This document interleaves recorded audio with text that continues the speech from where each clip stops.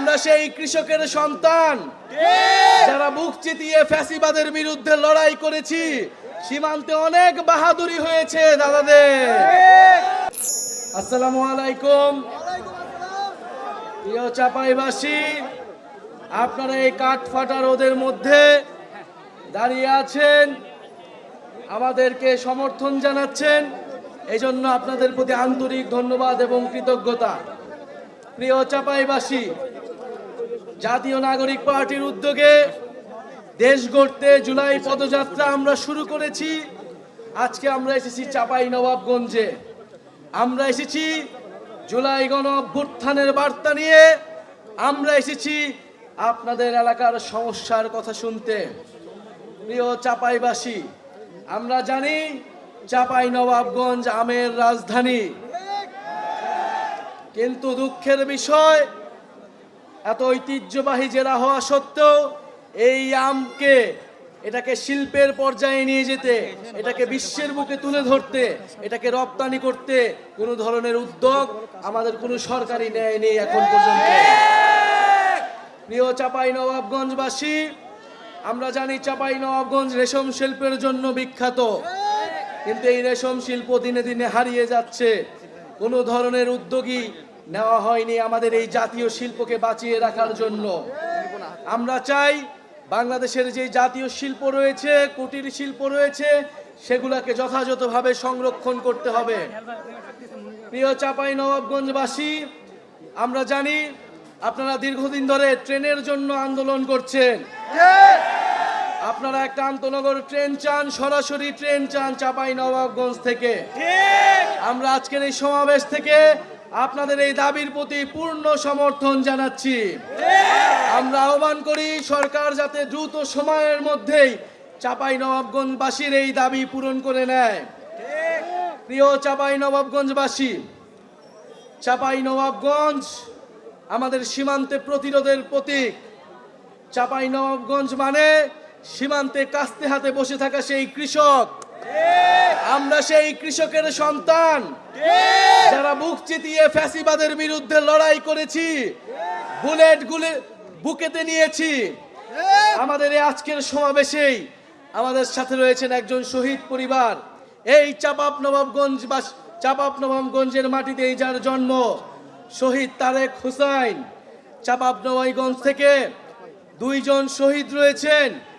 এই দুইজন শহীদ গণ অভ্যুত্থানে নিজেদের জীবন বিলিয়ে দিয়েছিলেন দেশকে মুক্ত করতে,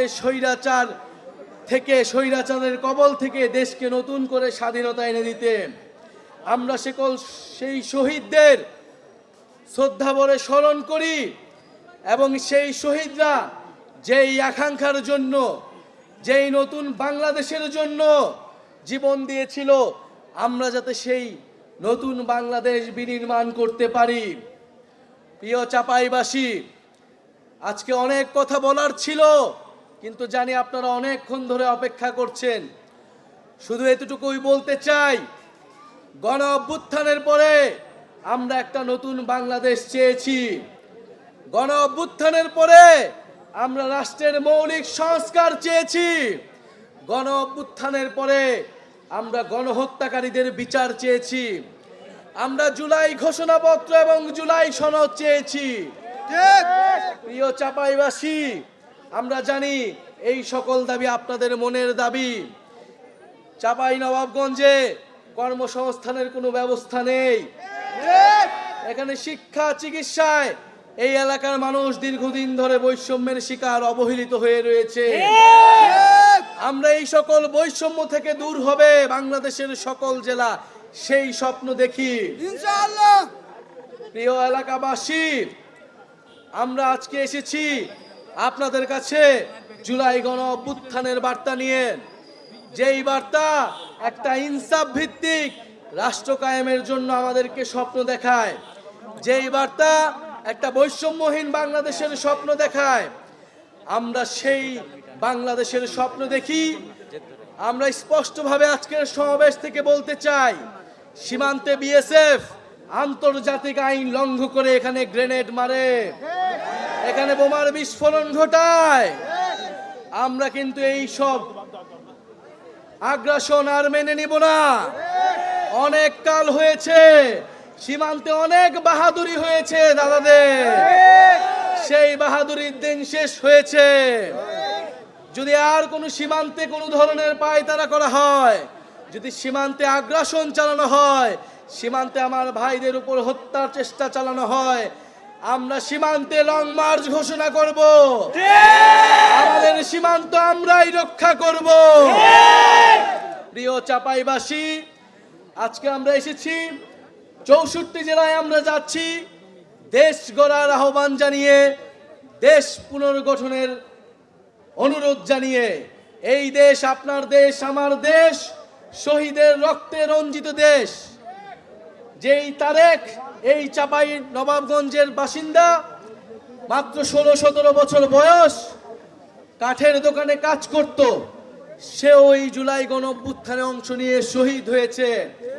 আপনার সন্তানেরা শহীদ হয়েছে, আহত হয়েছে দেশ সংস্কারের জন্য, নতুন বাংলাদেশের জন্য, সমৃদ্ধ বাংলাদেশের জন্য।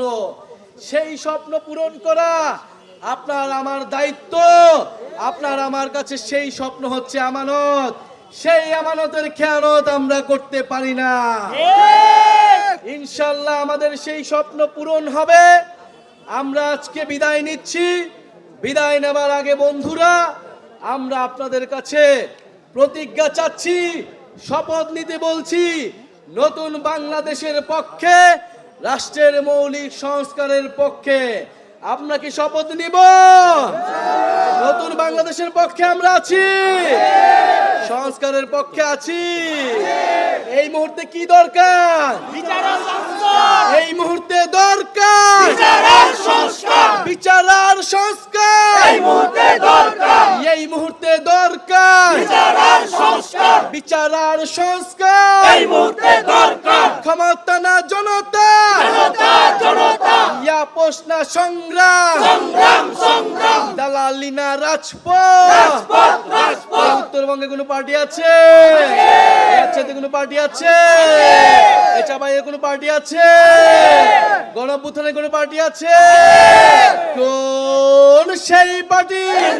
সবাই বলো, হাতের তালে, মুখে বলি। সারা দেশে সারা দেশে ছাত্রদের, জনতা, ইনকিলাব ইনকিলাব।